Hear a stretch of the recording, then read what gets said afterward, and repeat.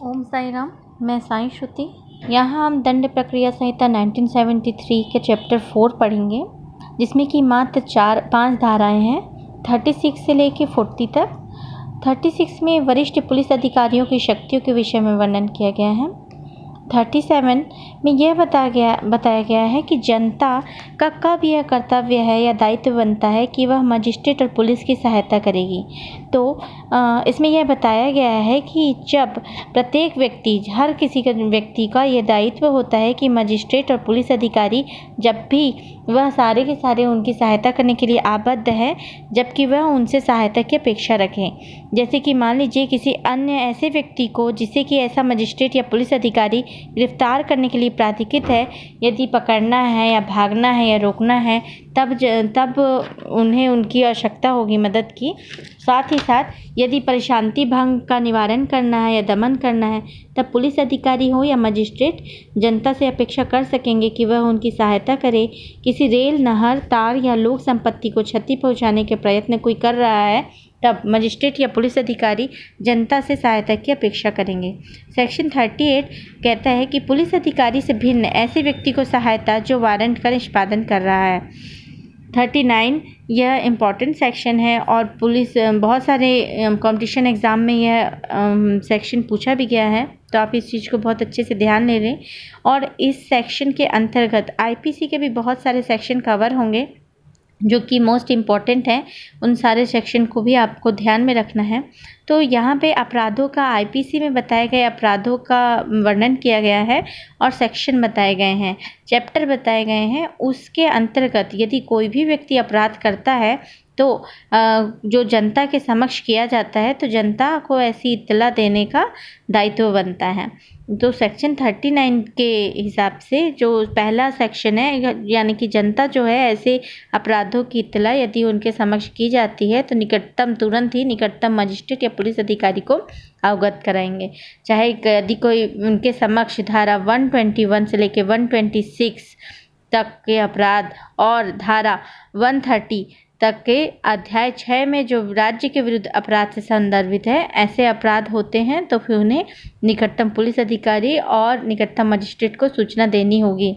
यदि आईपीसी की धारा 143, 144, 145, 147 और 148, जब इन सेक्शन का वर्णन आपको भारतीय दंड संहिता के अध्याय 8, जिसमें कि लोक प्रशांति के विरुद्ध अपराध है, अगर ऐसे संबंधित कोई भी अपराध जनता के समक्ष किए जाते हैं, तो जनता का यह दायित्व है कि तुरंत ही निकटतम मजिस्ट्रेट या पुलिस अधिकारी को इस चीज़ की सूचना प्रदान करें।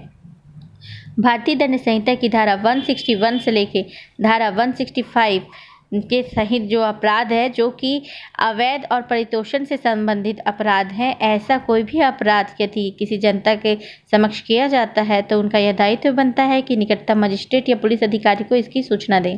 सेक्शन आईपीसी के सेक्शन 272 से लेकर 278, जो कि खाद्य एवं औषधियों के अपमिश्रण से संबंधित अपराध है, अगर ऐसा भी कोई अपराध जनता के समक्ष किया जाता है या जनता को इसकी जानकारी है, तो निकटतम मजिस्ट्रेट या पुलिस अधिकारी को उसकी सूचना देने का जनता का कर्तव्य है।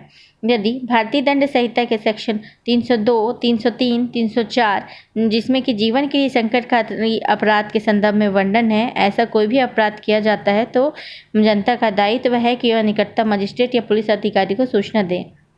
सेक्शन 364, जो कि फिरौती आदि के लिए व्यवहार से संबंधित अपराध है, यदि जनता के समक्ष ऐसा कोई भी अपराध होता है, तो जनता का कर्तव्य है कि निकटतम मजिस्ट्रेट या पुलिस अधिकारी को उसकी सूचना दें।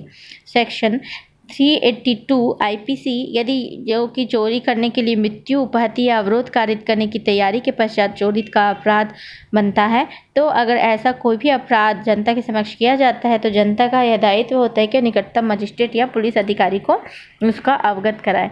आईपीसी के सेक्शन 392 और 399 और सेक्शन 402, अर्थात जो ये लूट एवं डकैती से संदर्भित अपराध है, अगर ऐसा कोई भी अपराध उनके समक्ष होता है, तो जनता का यह दायित्व बनता है कि वह तुरंत ही निकटतम मजिस्ट्रेट एवं पुलिस अधिकारी को इसकी सूचना दें।